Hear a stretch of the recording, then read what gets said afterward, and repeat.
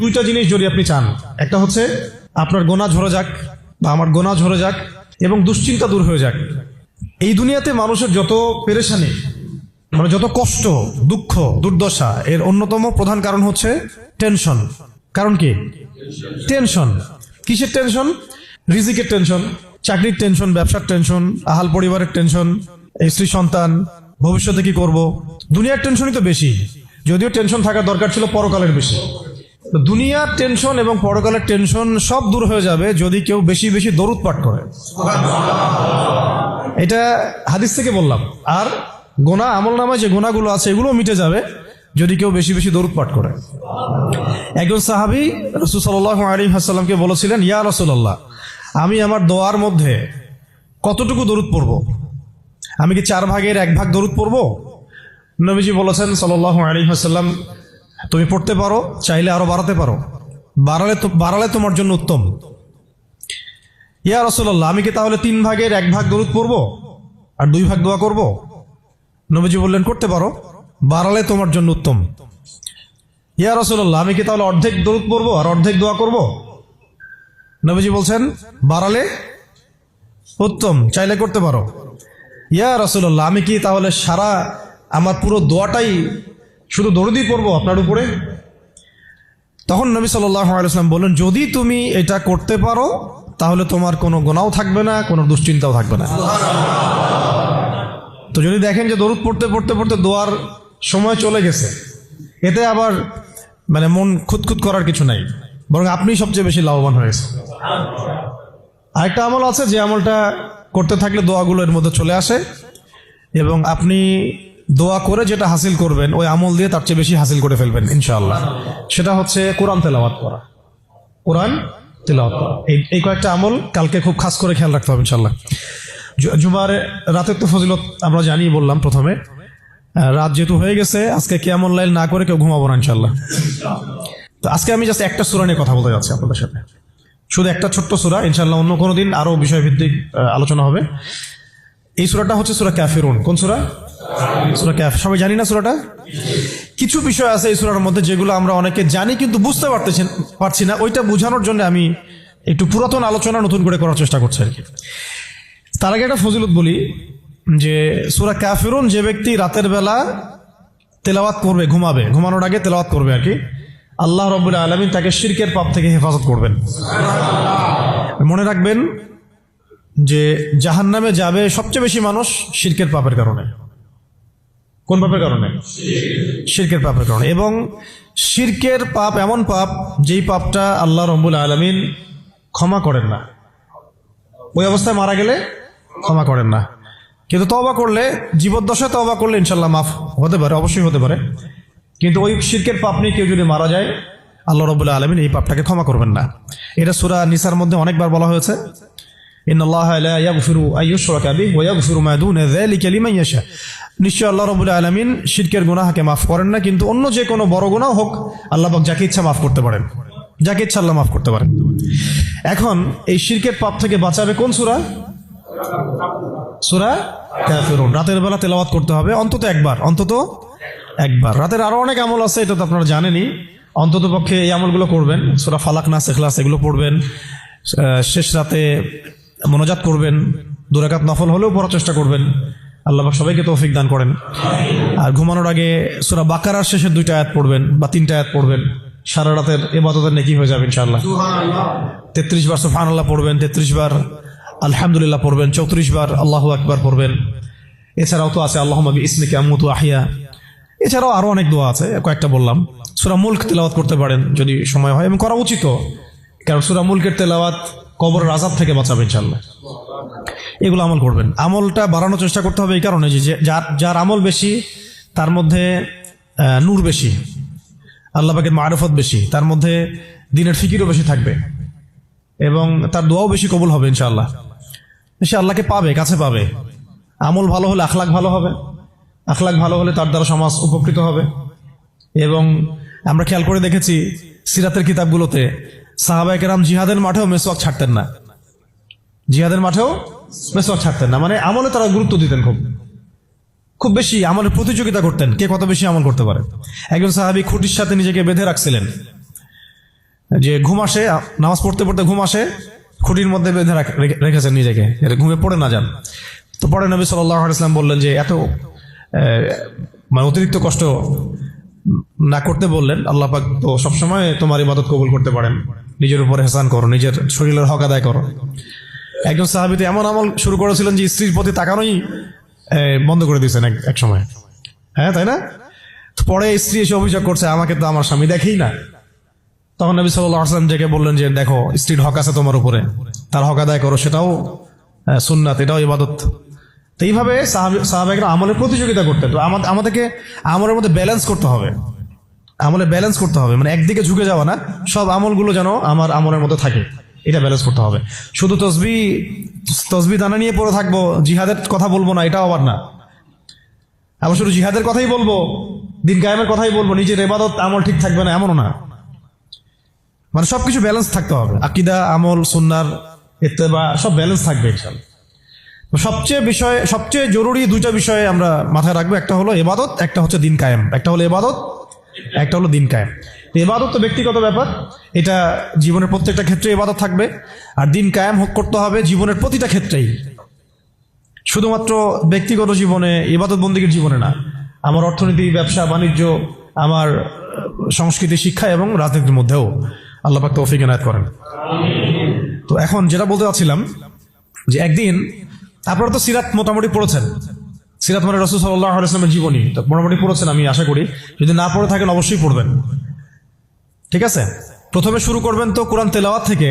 কোরআন তেলাওয়াত শিখতে শিখতে সিরাতটা পড়ে ফেলবেন। সিরাতটা আগে পড়া থাকলে আপনি কোরআন হাদিসের অর্থ যখন পড়তে শুরু করবেন তখন বুঝতে পারবেন যে কোন আয়াত কোন প্রেক্ষাপটে, কোন হাদিস কোন প্রেক্ষাপটে নাজিল হয়েছে।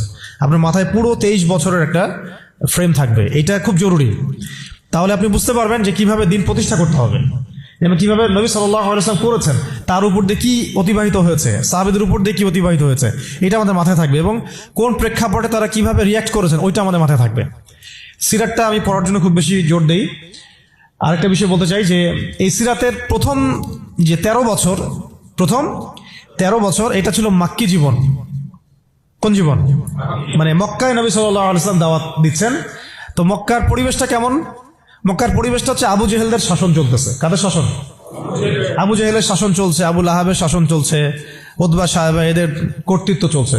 আবার একই সাথে নবী সাল্লাল্লাহু আলাইহি ওয়াসাল্লাম তিনিও একটা সম্ভ্রান্ত বংশ থেকে আসছেন, সম্ভ্রান্ত গোত্র থেকে, বনু হাশিম থেকে। তো তার গোত্রের মর্যাদা অনেক বেশি, ঠিক আছে? আর এদিকে বনু মাখজুম, বনু এই তাইম, বনু তাই, বনু আদি, আরো অনেক গোত্র আছে। তো তারাও কিন্তু মোটামুটি প্রভাবশালী। তো রাজনৈতিক যে ক্ষমতাটা, মক্কার রাজনৈতিক যে ক্ষমতাটা, এটা আছে ওই সময় আবু জেহেল, আবু লাহাব, উতবা সাহেব এদের হাতে। এবং ওদের একটা পার্লামেন্ট ছিল, ওর নাম ছিল দারুন নাদওয়া। কি নাম ছিল? দারুন নাদওয়া। তারা আল্লাহকে বিশ্বাস করত, একটু ভালো করে বোঝার চেষ্টা করেন। তারা আল্লাহ পাককে বিশ্বাস করত, আল্লাহ বলে একজন আছে, এটা তারা আকীদা ঠিক রাখত। এমনকি আল্লাহ পাক সৃষ্টিকর্তা, আল্লাহ পাক রিজিক দাতা, আল্লাহ সন্তান দাতা, এটাও তারা বিশ্বাস করত। কারা বিশ্বাস করত? আবু জেহেল, আবু লাহাব, উতবা সাহেবা, তারাও বিশ্বাস করত। তাহলে কিসে বিশ্বাস করতো না? তারা তাওহীদে রুবুবিয়াত বিশ্বাস করতো, কিন্তু উলুহিয়াত, আসমা ও সিফাতে বিশ্বাস করতো না। মানে আল্লাহ পাকেরই যে বিধান মানতে হবে, আল্লাহ পাকেরই যে দাসত্ব করতে হবে, এবং মৃত্যুর পর জবাবদিহিতা আছে, এই বিষয়গুলোতে তারা বিশ্বাসী ছিল না। এখন প্রথম 3 বছর নবী সাল্লাল্লাহু আলাইহি ওয়াসাল্লাম গোপনে দাওয়াত দিয়েছেন। কত বছর? প্রথম 3 বছর। আর চতুর্থ বছর থেকে প্রকাশ্যে দাওয়াত শুরু হয়েছে। মক্কার কত বছর মোট? 13 বছর। এই সময় তো ইসলামী রাষ্ট্র কায়েম হয় নাই, হয়েছে?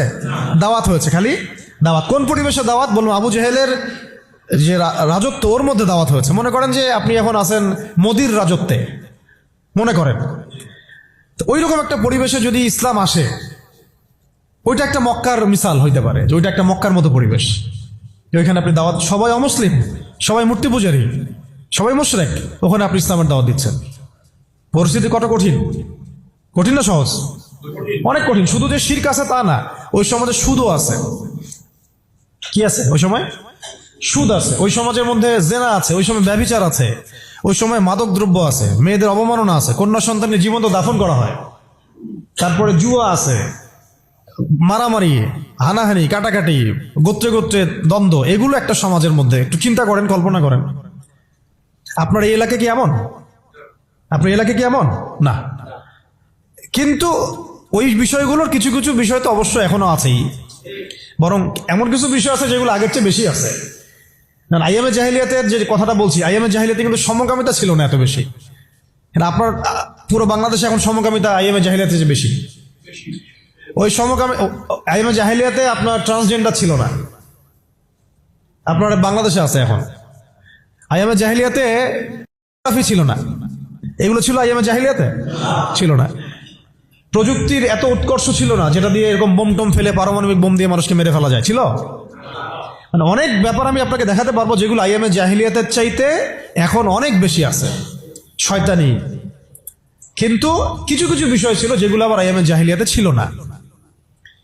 এক কথায় আমরা এটা বলতে পারি যে নবী সাল্লাল্লাহু আলাইহি ওয়াসাল্লাম যখন নবী হয়ে এসেছেন তখন 23 বছরের মধ্যে তিনি আইয়ামে জাহিলিয়াতকে কবর দিয়ে গেছেন। কিন্তু যখন থেকে আবার খোলাফায়ে রাশেদা শাসন চলে গেছে, ইসলামী খেলাফতগুলো আস্তে আস্তে আস্তে আস্তে অ্যাবলিশ হয়ে গেছে, তখন আবার নতুন করে জাহিলিয়াতগুলো এই সমাজে, শুধু সমাজে না, সমাজে, রাষ্ট্রে, বিশ্বের বুকে একেবারে একদম ঢুকে গেছে, না মানে একদম শেকড় গেড়ে ফেলছে। এখন সময় হচ্ছে ওই আবার নতুন শেকড় গাড়া জাহালাতগুলোকে উপড়ে ফেলার, এইটা সময় এখন। এই জন্য পরিস্থিতিটা বুঝতে হবে যে নবী সাল্লাল্লাহু আলাইহি ওয়াসাল্লাম কোন কোন জায়গায় দাওয়াতের কাজ করছিলেন। চোখ বন্ধ করে চিন্তা করেন যে একটা সমাজের মধ্যে খালি মূর্তি, সবাই মূর্তি পূজা করে, সবাই সুদ খায়, ধরেন সবাই, বেশিরভাগই দেখা যায় জেনা করে, মেয়েদের তেমন কোনো বৈবাহিক অধিকার নাই, সম্পত্তির অধিকার নাই, বাচ্চাকে কবর দিয়ে দিচ্ছে জীবন্ত, মদ খাচ্ছে মানুষ, জুয়া খেলতেছে, মারামারি করছে, ইত্যাদি ইত্যাদি ইত্যাদি। এরকম একটা অবস্থায় রাসূলুল্লাহ সাল্লাল্লাহু আলাইহি ওয়াসাল্লাম ইসলামের দাওয়াত দেওয়া শুরু করলেন। দাওয়াত দিতে দিতে প্রথম 3 বছর তিনি গোপনে দাওয়াত দিয়েছেন, গোপনে গোপনে গোপনে দাওয়াত দিয়েছেন। ওই সময় কিন্তু তৈরি হয়েছে আবু বকর রাদিয়াল্লাহু আনহু, ওসমান রাদিয়াল্লাহু আনহু, আলী ইবনে আবি তালেব, যায়েদ ইবনে হারসা, এই সাহাবায়ে কেরাম তৈরি হয়েছেন ওই সময়। আব্দুল্লাহ বিন মাসউদ, বিলাল ইবনে রাবাহ, এই সাহাবায়ে কেরাম তৈরি হয়েছেন কিন্তু ওই প্রথম 3 বছরে, 3-4 বছরে।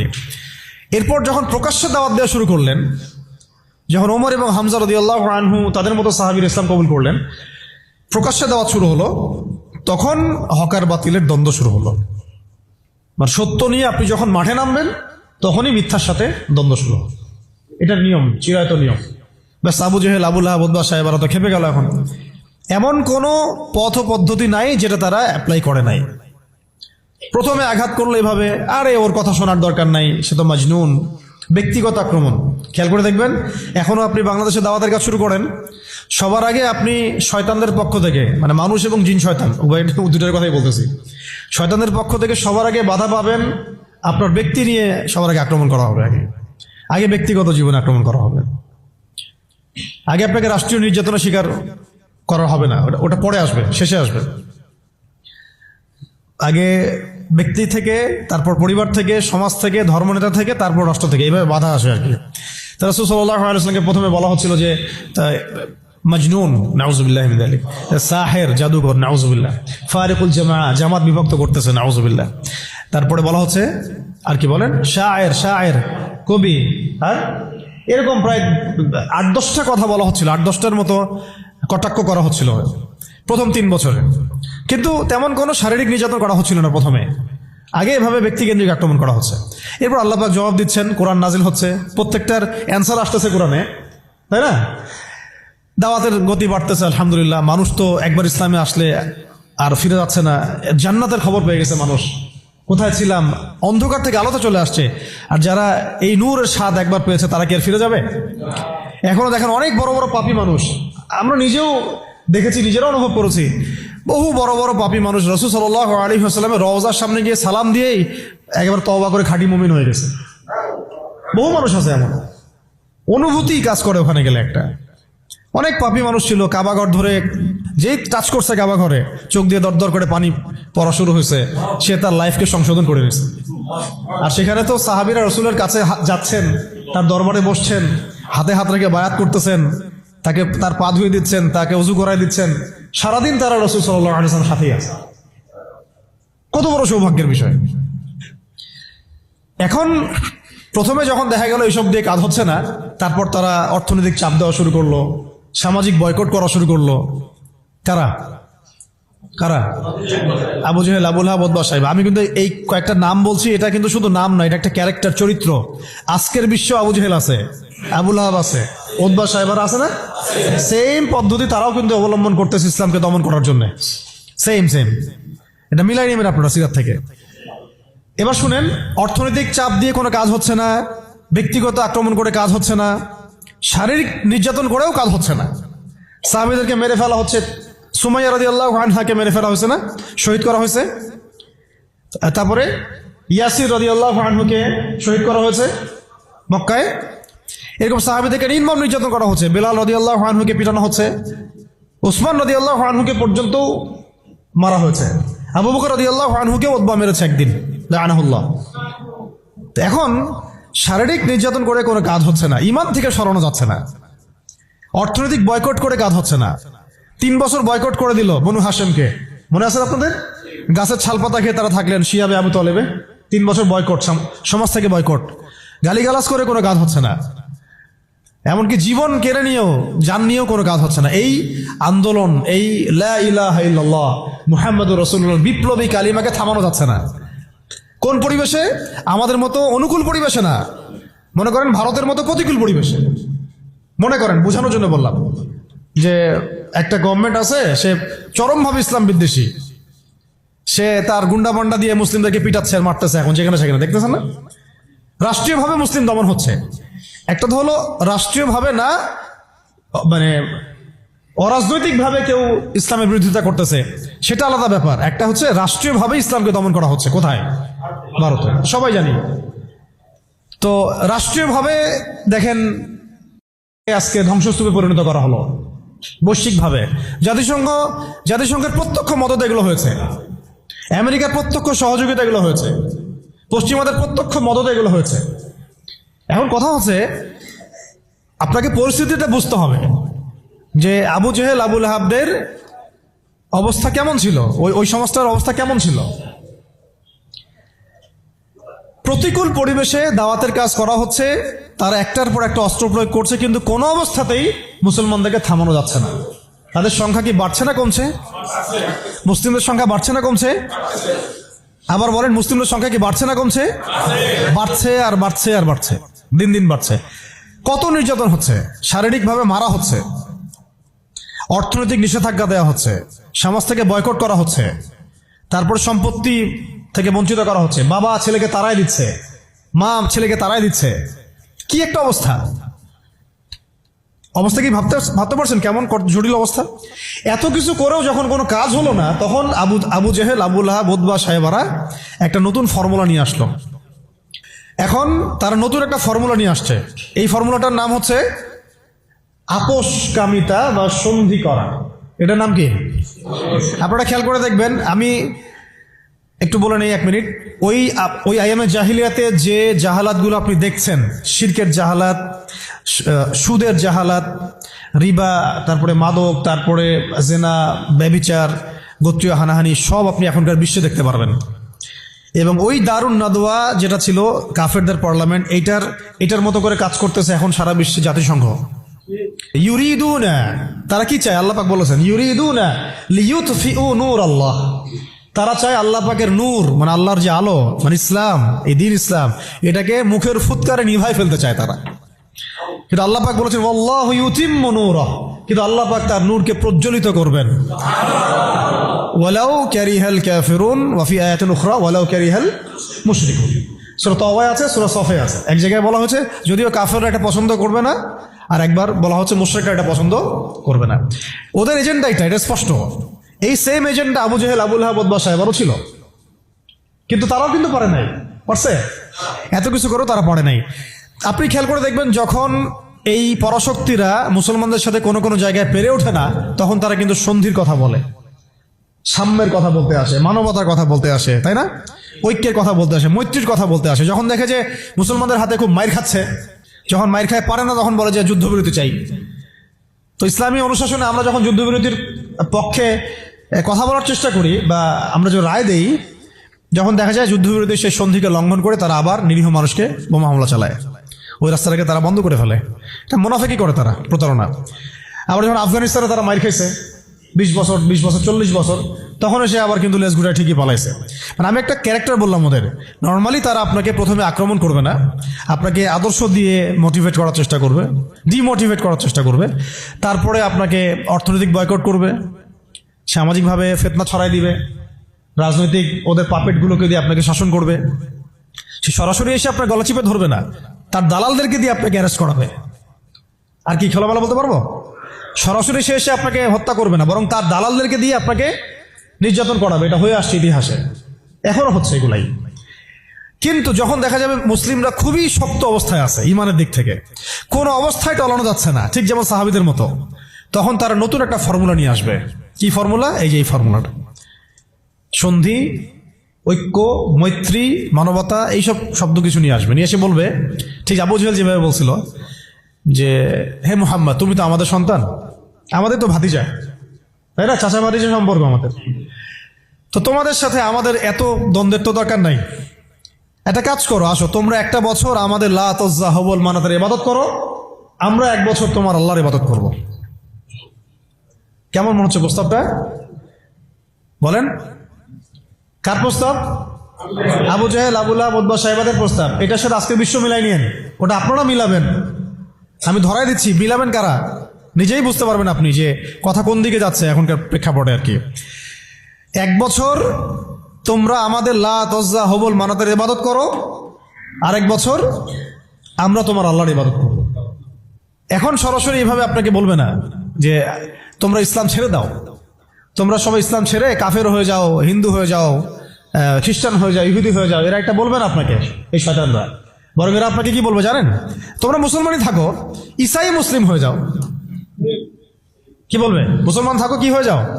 ঈসাই মুসলিম হয়ে যাও, এটাও তো মুসলিম। তোমরা মুসলমান থাকো, ওই কাদিয়ানি মুসলিম হয়ে যাও। কি মুসলিম হয়ে যাও? ওটা ওই যে খাচ্ছেন আপনারা, এটা এই তো জাহালাত, সব কাদিয়ানি তো। এগুলো এগুলো এগুলো এগুলো এগুলো না খাওয়া সওয়াবের কাজ। এটা না খাওয়া, না কেনা, এদের সাথে ব্যবসা বাণিজ্য না করা আপনার সওয়াবের কাজ, করাটা গুনাহের কাজ। এই ফতোয়াটা কি আমাদের ওস্তাদরা দিতে পারবেন না? এটা আমি কি ভুল ফতোয়া দিয়েছি? একটা হচ্ছে সাতেম, যে আল্লাহ রসুলকে গালি দেয়, আর একটা হচ্ছে সে নিজেকে নবী দাবি করে।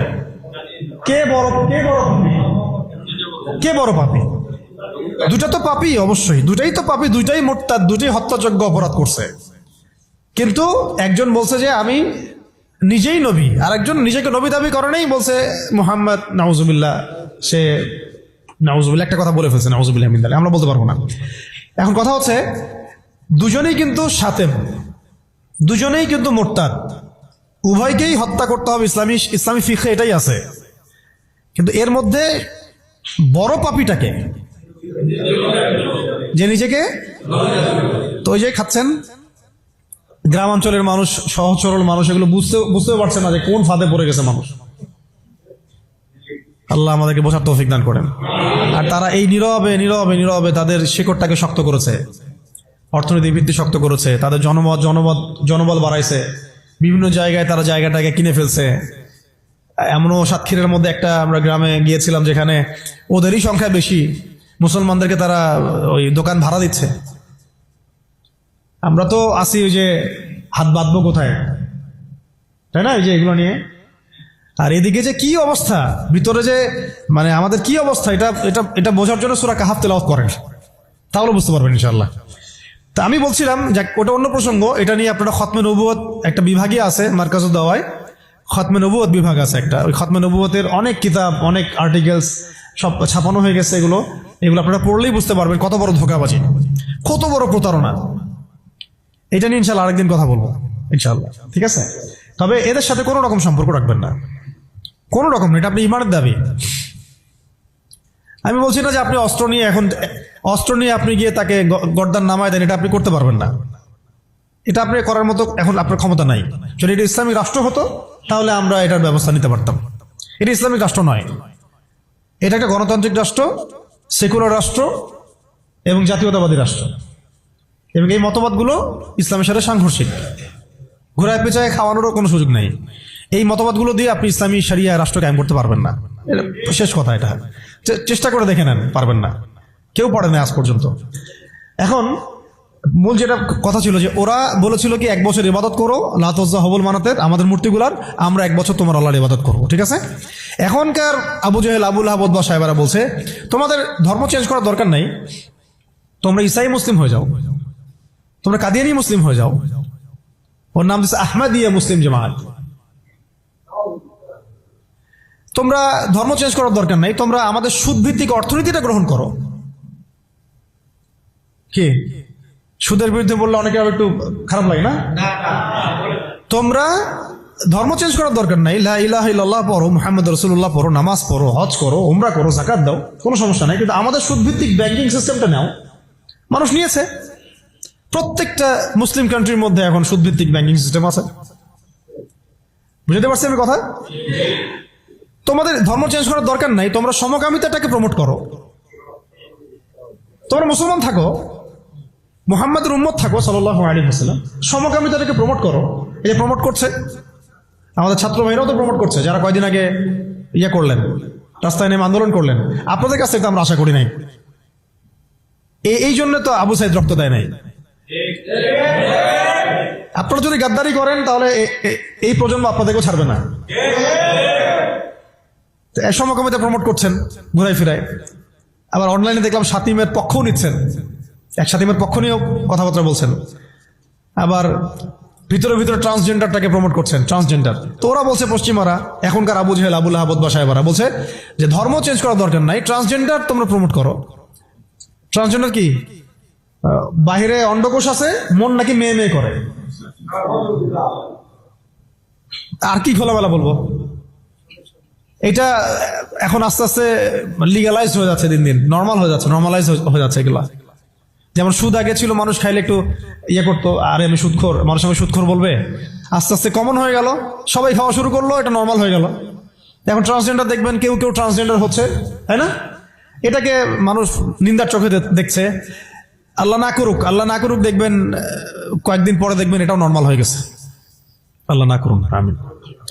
তো ওরা এগুলো বলে যে ধর্ম চেঞ্জ করার দরকার নাই, তুমি এগুলো নাও, আমাদের পলিসিগুলো নাও, ধর্ম চেঞ্জ করার দরকার নেই। তুমি আমাদের সিকিউরিটি সিস্টেম নাও, সিকিউরিটি সিস্টেম নাও। এটা দিয়ে কি করবে সে? পুরো মুসলিম ওয়ার্ল্ডে কোথায় কি হচ্ছে ও ঘরে বসে দেখতে পারবে। কে? এই যুগের আবু জাহেল, আবু লাহাব, উতবা, সাহেবারা। এরা কোথায় থাকে? এটা আপনার চোখের আড়ালে থাকে। তারা ওই চোখের আড়ালে কি আছে ওটা ধরতে হলে কোন সূরা লাগবে? সূরা কাহফ। কোন সূরা লাগবে? হ্যাঁ। ধর্ম চেঞ্জ করার দরকার নাই, তোমরা আমাদের গণতন্ত্র নাও। কি নাও? বাস নিচ্ছে মুসলমানরা। ধর্ম চেঞ্জ করার দরকার নেই, তোমরা আমাদের জাতীয়তাবাদ নাও। মুসলমান জাতীয়তাবাদ নিয়ে নিছে। ধর্ম চেঞ্জ করার দরকার নাই, তোমরা আমাদের সেকুলারিজম মতবাদটা নাও। মানুষ নিয়েছে। ধর্ম চেঞ্জ করতে হবে না, তোমরা মুহাম্মদের উম্মত থাকো সাল্লাল্লাহু আলাইহি ওয়াসাল্লাম। তোমরা আমাদের কমিউনিজম নাও, সমাজতন্ত্র নাও। মানুষ নিয়েছে। এইভাবে এখনকার যুগের আবু জেহেল, আবু লাহাবরা আমাদেরকে ওই প্রস্তাবের মধ্যে নিয়ে আসছে। আমরা ওই সময় তো সাহাবায়ে কেরাম জবাব দেওয়ার আগে আল্লাহ পাক জবাব দিয়ে দিয়েছেন, আর সেই জবাব তো কোরআনে মওজুদ আছে। আমরা এই যুগের আবু জেহেল, আবু লাহাবদেরকে ওই জবাবটা দিতে পারি নাই, যে জবাবটা আল্লাহ পাক কোরআনে দিয়েছেন। আল্লাহ পাক কি বলেছেন এই প্রস্তাবে পরে?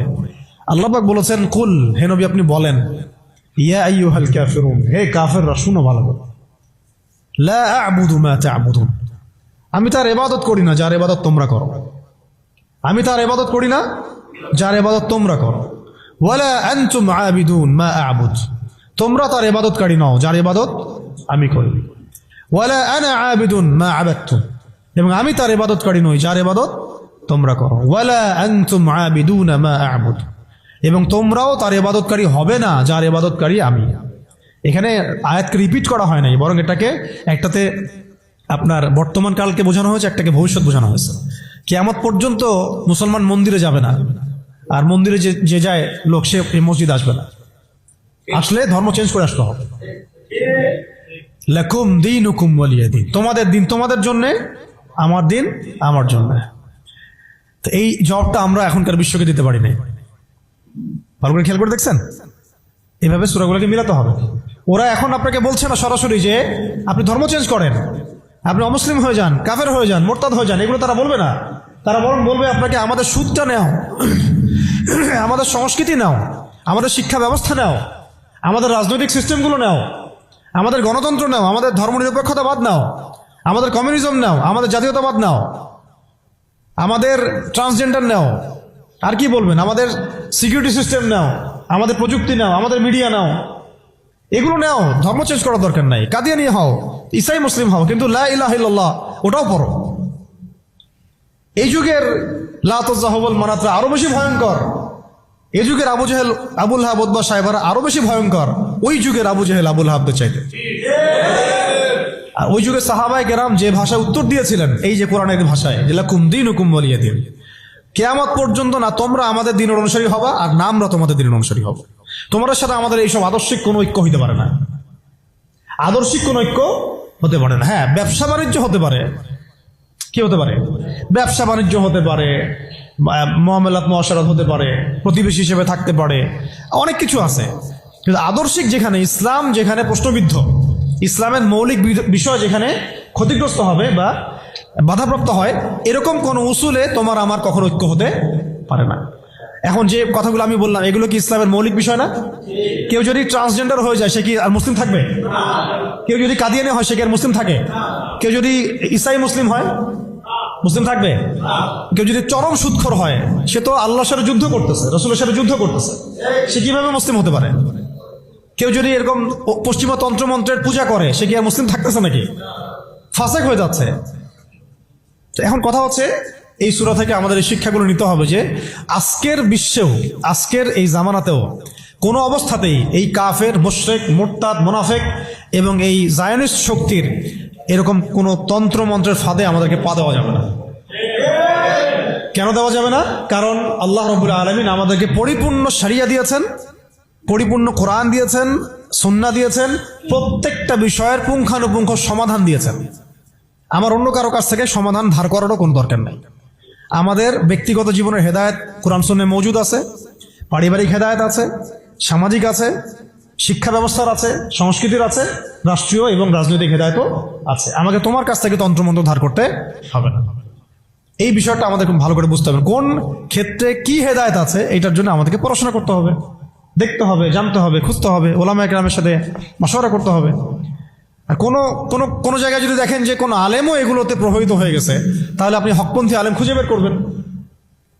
এইভাবে আমাদেরকে সামনের পথটা চলতে হবে। এই সূরার পরে একটা সূরা আছে, কি নাম? সূরা নাসর। কোন সূরা? তাই না? সূরা নাসর না? শেষ করে দেই, একটু অনেক দেরি হয়ে গেছে। এখন যখন কোন প্রেক্ষাপটে সূরা কাফিরুন নাজিল হয়েছিল আপনাকে তো বলছি একবার, ওই রকম প্রেক্ষাপটে এই সূরা নাজিল হয়েছে। আর এখন তো আমরা আছি ইসলাম বান্ধব পরিবেশের মধ্যে। তাহলে আমরা কেন এই যুগের আবুল লাহাব, আবু জেহেল, উতবা, সাইবাদের এই তন্ত্রমন্ত্রগুলোর অনুসারী হব, ওদের ধোকায় পা দিব? যেখানে ওর ইসলামকে আক্রমণ করবে, আমরা কেন সেখানে সায় দিব? অথচ মক্কার মতো অবস্থায় সাহাবায়ে কেরাম এইভাবে জবাব দিয়েছেন সূরা কাফিরুনের জবাবে। আর এখন তো আমার সামনে নামাজের পরিবেশ আছে, যাকাতের পরিবেশ আছে, আমরা মুসলিম সংখ্যাগরিষ্ঠ, আমরা সবাই লা ইলাহা ইল্লাল্লাহ বুঝি, আলহামদুলিল্লাহ আমরা নামাজ পড়ছি, তিলাওয়াত করছি, অনুকূল পরিবেশ আছে। এখন কেন আমাকে এই যুগের আবু জেহেল, আবুল লাহাবদের দাসত্ব করতে হবে বলেন? কোনো যুক্তি আছে? যুক্তি তো নাই, কোনো কারণও নাই। কারণ নাই? এই সূরার পরেই আল্লাহ পাক বলেছেন, ইযা জাআ নাসরুল্লাহি ওয়াল ফাতহ, যখন আল্লাহর সাহায্য আর বিজয় আসবে। মানে ওই রকম প্রতিকূল অবস্থাতেই বিজয় সুসংবাদ দিয়ে দেওয়া হয়েছে যে এই অবস্থা চিরকাল থাকবে না, তো এইটা তোমরা সবর করে এটা উতরায় উঠো, এখানে ঈমানের পরীক্ষাটা দাও, পাশ করো।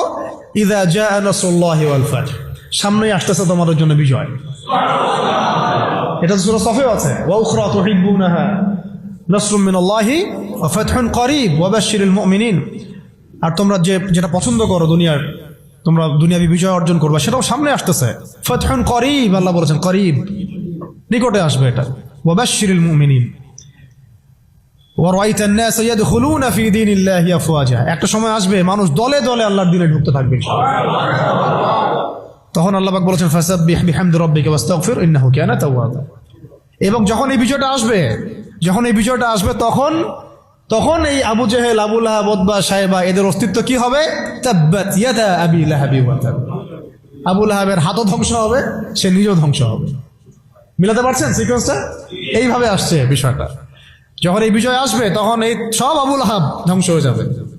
আবু লাহাব এখানে শুধু একজন ব্যক্তি নয়, আবু লাহাব এখানে একটা রূপকথা, একটা একটা উপমাও বটে। প্রত্যেক যুগে যুগে আবু লাহাব থাকবে। এই যুগের আবু লাহাব কারা জানেন? যারা সুদ ভিত্তিক এই ব্যাংকিং সিস্টেমের এই হর্তাকর্তা, এরা হচ্ছে এই যুগের আবু লাহাব। মা আগনা আনহু মালুহু ওয়া মা কাসাব। তাদের এইসব হারাম মাল কোনো কাজে আসবে না, এবং তারা যে এগুলো যেটা অর্জন করেছে সেটা কোনো কাজে আসবে না। সায়াসলা নারান যাতা লাহাব, আগুনে প্রবেশ করবে তারা। ওয়া ইমরাআতুহু, এবং তার স্ত্রীও। এর স্ত্রী মানে শুধু স্ত্রী না, স্ত্রী মানে কিন্তু সহযোগী। স্ত্রী মানে কি? সহযোগী। এরা কিন্তু একা কাজ করে না। আমি বললাম না একজন একজনের সহযোগী? ইহুদিদের সহযোগী নাসারারা। আমেরিকা ছাড়া ইসরায়েল চলতে পারে নাকি? আমেরিকা ছাড়া ইসরায়েল চলতে পারবে? আমরা তো এতই সুশীল মার্কা প্রতিবাদ করি অনেকে, যে ইসরায়েলের বিরুদ্ধে কথা বলি, এদিকে আবার আমেরিকাকে খুশি রাখি। এ আবার কোন মুনাফিক? এটা আবার কোন মুনাফিক রে ভাই? বাচ্চাকে কেন মারে জানেন? এটা শুনে রাখেন। বাচ্চাকে হত্যা করছিল ফেরাউন, হ্যাঁ, কার আগমন ঠেকানোর জন্য? হ্যাঁ, মাশাআল্লাহ, মুসা আলাইহিস সালামের আগমন ঠেকানোর জন্য। কারণ তাকে বলা হয়েছিল একটা ছেলে আসতেছে, তোমার সিংহাসন নড়াই দিবে একদম। তখন ওই ইযাবহুনা আবনাকুম ওয়া ইয়াসতাহিয়ুনা নিসাআকুম শুরু করলো। আবার ঈসা আলাইহিস সালামের আগমন ঠেকানোর জন্য তৎকালীন সময়কার বাচ্চা করেছিল, বাচ্চাদেরকে হত্যা করেছিল। এখনকার এই দাজ্জালের অনুসারী এই জায়নিস্টরা কেন গাজার বাচ্চাদেরকে হত্যা করতেছে জানেন? হ্যাঁ, এক্স্যাক্টলি, তারা আগমন ঠেকাইতে চায়, কিন্তু আল্লাহ পাক ওইখানেই ঢুকাই দিবেন ইনশাআল্লাহ। এটা বললাম ওই সূরা কাফিরুনের হালতের উপরে অটল থাকেন। ইযা জাআ নাসরুল্লাহি ওয়াল ফাত, এটা আসতে যাচ্ছে। যখন আসবে তখন এই যে তাব্বাত ইয়াদা আবি লাহাবি ওয়া তাব, যত আবু লাহাব আছে সব ধ্বংস হয়ে যাবে ইনশাআল্লাহ। এমন আসছে যে চেইন দিয়ে, শিকল দিয়ে বেঁধে ওদেরকে জেরুজালেমে নিয়ে যাওয়া হবে ইনশাআল্লাহ। মুসলিম বাহিনী এইভাবে বিজয় হবে ইনশাআল্লাহ। সামনে আসবে এটা। আর ওই যে ওয়ামরাতু, এটা কিন্তু খেয়াল রাখবেন, এটা তো স্ত্রী আছেই ওখানে, তো ওই ক্ষেত্রে এটা ঠিক আছে। আবার এটা অর্থ যে এখানে সহযোগী বোঝানো হচ্ছে। সহযোগী দেখবেন জালেমদের সহযোগী থাকে, ইহুদিদের সহযোগী এখানে নাসারারা। ইয়া আইয়ুহাল্লাযীনা আমানু লা তাত্তাখিযুল ইয়াহুদা ওয়ান নাসারা আউলিয়া, ইহুদি খ্রিস্টানদেরকে বন্ধুরূপে গ্রহণ করো না। বা'দুহুম আউলিয়া বা'দ, এরা একে অপরের বন্ধু, এরা একে অপরের বন্ধু। লা তাত্তাখিযুল ইয়াহুদা ওয়ান নাসারা আউলিয়া, ওদেরকে বন্ধুরূপে গ্রহণ করো না তোমরা। বা'দুহুম আউলিয়া বা'দ, এরা একে অপরের বন্ধু। দেখছেন সহযোগী? ওয়া ইমরাআতুহু, তার স্ত্রীও যাবে কোথায়? জাহান্নামে। হাম্মালাতুল হাতাব, হেল্প করতো তাকে। কি করতো? খড়কুটা নিয়ে এসে ডিস্টার্ব করতো না নবী সাল্লাল্লাহু আলাইহি ওয়াসাল্লামকে, ফেলে রাখতো, কষ্ট দিত। ওরাও এখন দেখেন আল্লাহর দিনকে কষ্ট দেয়, রাসূলুল্লাহ সাল্লাল্লাহু আলাইহি ওয়াসাল্লামকে কষ্ট দেয়। তাহলে আমাদেরকে কত রকম শত্রুর সাথে লড়তে হবে।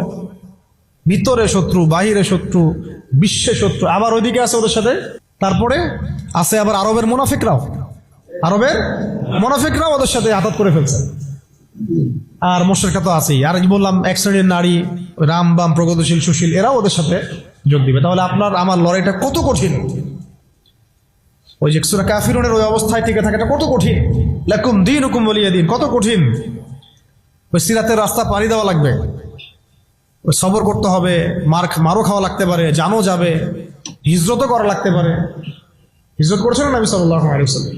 তারপরে ইসলামী রাষ্ট্র আল্লাহ পাক দিবেন ইনশাআল্লাহ। কিসের মাধ্যমে দিবেন? দাওয়াত, তাবলীগ এবং জিহাদের মাধ্যমে।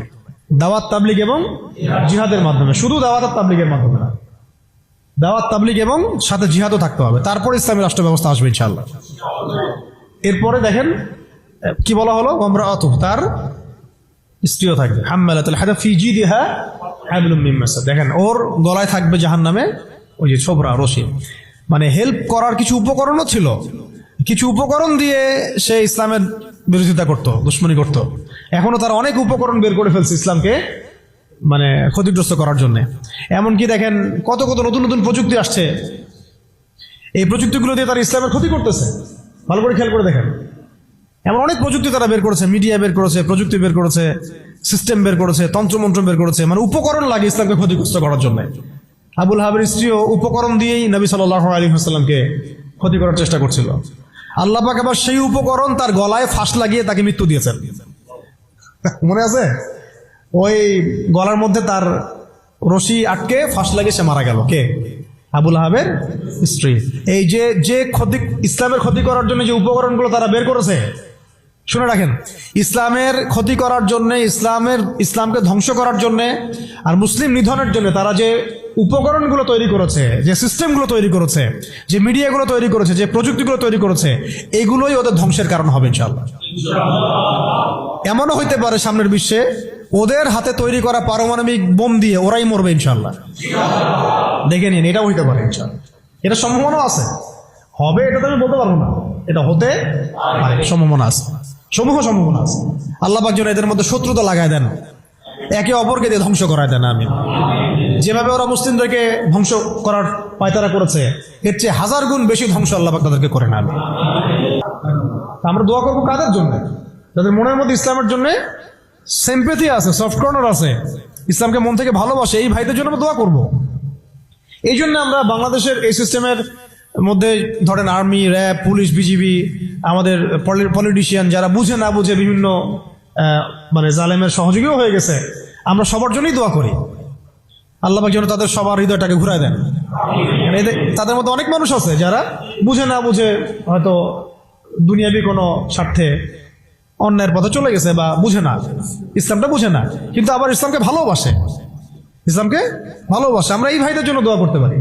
এই জালেমদের জন্য আমরা কি দোয়া করতে পারবো? অতএব ফিজিদিহা হাবলুম মিন মাসাদ, এটাও হবে, দেখে নিন। আর শেষ কথা কি, এটা কে করবেন? এই পুরো পরিকল্পনাটা কার? এই পুরো পরিকল্পনা হচ্ছে পরের সূরায় কুল হুয়াল্লাহু আহাদ। এটা এক আল্লাহর পরিকল্পনা। কোন আল্লাহ? আল্লাহুস সামাদ, যিনি কারো মুখাপেক্ষী না,